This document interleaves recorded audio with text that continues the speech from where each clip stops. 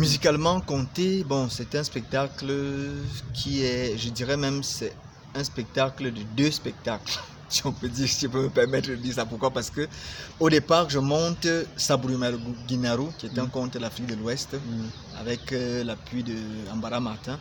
Je le monte dans un autre travail de laboratoire à Odni. On faisait des recherches.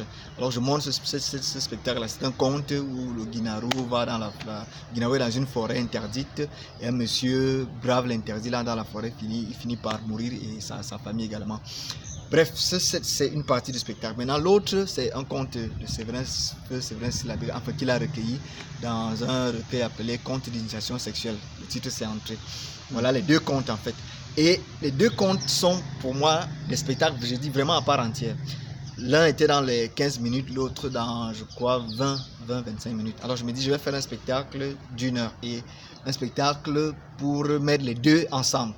Comment est-ce que je joins donc ces deux spectacles en un tout? Alors je me mets à réfléchir dans la recherche et toujours dans le souci de défendre une esthétique.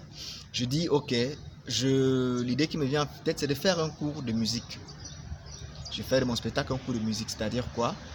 La première partie du spectacle c'est la mise en place de la voix. Puisque dans la musique, on utilise la voix. Je prépare le public à la voix. Et quand, une fois la voix est préparée, on allie la voix à l'instrument. Voilà pourquoi, dans la deuxième partie du spectacle, j'utilise le mbet et je fais donc le conte qui est intitulé C'est Entrée. Donc, dans la première partie musicalement comptée, qui est la partie où je raconte l'histoire de Sabourimel, c'est un professeur de musique qui vient justement devant le public pour leur faire un peu des exercices de vocalise. Le public a tout un refrain qu'ils font et le conteur utilise ces refrains pendant tout au long du spectacle. Je peux faire un exemple, par exemple, on dit qui est là? Ça c'est le public. Et que fais-tu là? Qui t'en a donné la permission? Ça c'est le Guinaru qui est en train de parler au gars qui a réussi à braver l'interdit et qui s'est retrouvé dans la forêt interdite. Donc le public tout au long de cette histoire chante avec moi, répond en chœur et tout. Et maintenant, la deuxième partie du spectacle, je prends donc l'instrument où je raconte une autre histoire, mais dans lequel il y a aussi un chant qui permet maintenant au public de s'allier à moi et en même temps je joue l'instrument et en même temps eux ils chantent et on chante ensemble.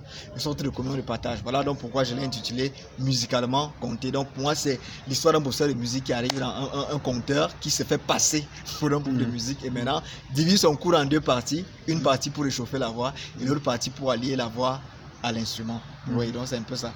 Donc dans mon esthétique, je cherche toujours comment je peux dire, à faire quelque chose qui sorte un peu du commun. C'est-à-dire que du fait qu'on vient s'asseoir, comme peut-être dans les veillées, s'asseoir et puis commencer à dire son conte de manière tranquille, sympa et tout. Quand on a fini, on se lève, on s'en va, c'était bon. Il faut trouver toujours quelque chose qui sort un peu de ce qu'on a l'habitude de voir, qui amène un peu le spectateur. C'est-à-dire, donc on peut aussi voir le conte de cette façon.